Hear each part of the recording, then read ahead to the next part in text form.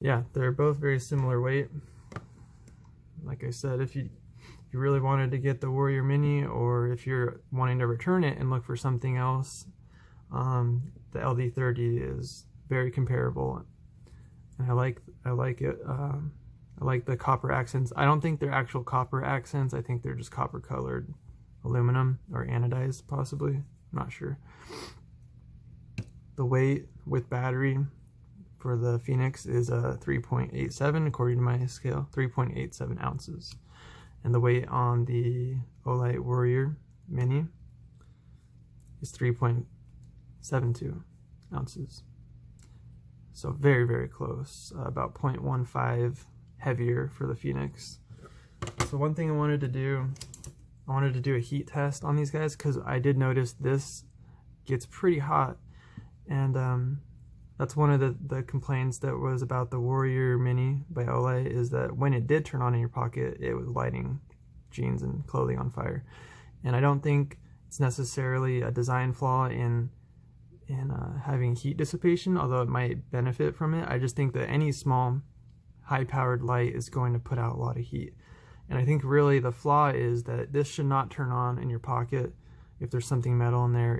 There should be more technology to prevent that from happening.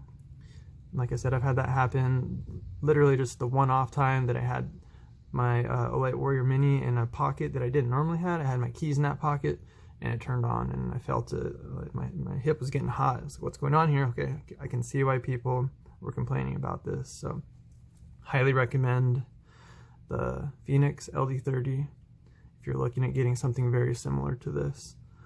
The length, the height is very, very similar as well. So both of these starting at the same line.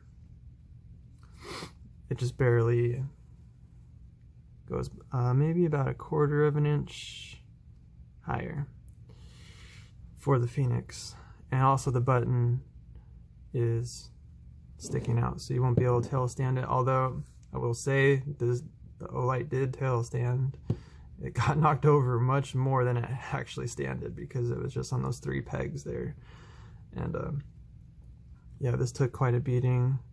I don't like how the ring is inside of the body or the frame, because if you look at like a Olight S1R, the ring is on the outside and the frame meets up with it, kind of like almost how this is on the Fenix. That they have a protective ring that protects the frame, and it's just in the right spot, you know. Same with the Olight S2R baton.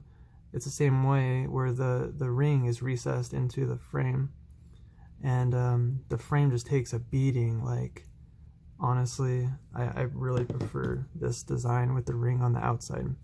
Now let's get to the test I wanted to do. Let's make sure both of these are on high. 1, 2, 3, 4, 5. Both have 5 settings. They operate completely differently. You know, like I said, the Fenix is your traditional, if you've ever had a PD35, it's 1, 2, 3, 4, 5.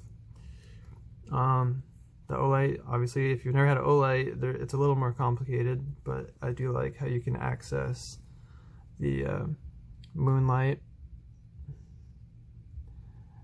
Okay, what I'm going to do is I'm going to check the temperatures on these. This is at 80, this is at 78. I just want to see, let's put these a little bit further apart and point them parallel with each other. I wanted to see, like I said, this was getting really hot when I was using it, and I want to see the temperature differences on, let's just do, you know, around the head of the flashlight. 82.1, 89.1. So this is actually hotter. Okay, it's very interesting. Yeah, that's one thing I noticed when I got this. Especially when in the turbo or the high mode, it gets really hot really quick. So, and like I said, I don't think that the temperature is the issue with the Olight. I'm pretty sure the design flaw has to do with it really just shouldn't turn on in your pocket in the first place, you know, and you shouldn't have to use the lockout feature for your pocket.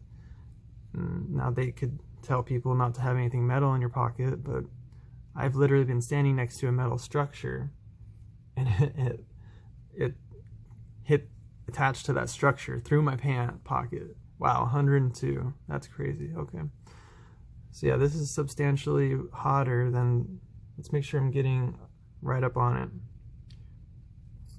Turn this back on.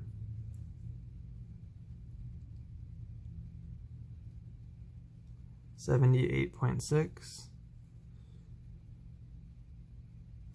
104.6. Wow. Now, I mean, this is getting much hotter, but this is not ever going to turn on in your pocket, the Fenix. You know, with this traditional button, nothing metal is going to turn it on. It's not going to have any issues with accidentally turning it on. Okay, so 77.4 for the Olight, 103.3 for the Fenix. Interesting. And you know, I like how typically Fenix, they tell you what LED is being used.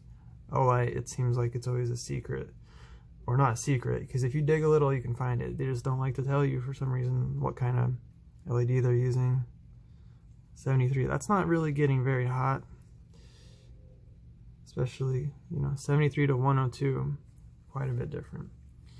Now let's do the very front part, just for scientific purposes. It's not even reading it. Huh. Maybe we'll get the corner.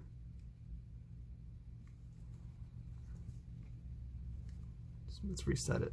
Okay, let's get the corner at about a 45 degree. 77.4. 95.9. Okay. Yeah, so it looks like the Fenix actually gets a bit warmer. I don't know what the, you know, we're in Fahrenheit. Maybe if we change to, I don't know if we can change to Celsius. Just want to know if there's a way. Maybe, how about we go about 1 inch back and check the temperature. 62.8 for the Fenix. 1 inch back. Oh, 81.2. Okay, that's interesting. Okay. So let's do 1.5 inches back. 76. Why does it have an error? I don't know. Interesting. 1.5 inches back. Oh, is it in Celsius now? I think I changed it somehow. Well, you guys get the idea. It looks like the Fenix does get a little bit hotter, but it's not going to have the issue of, you know, turning on in your pocket.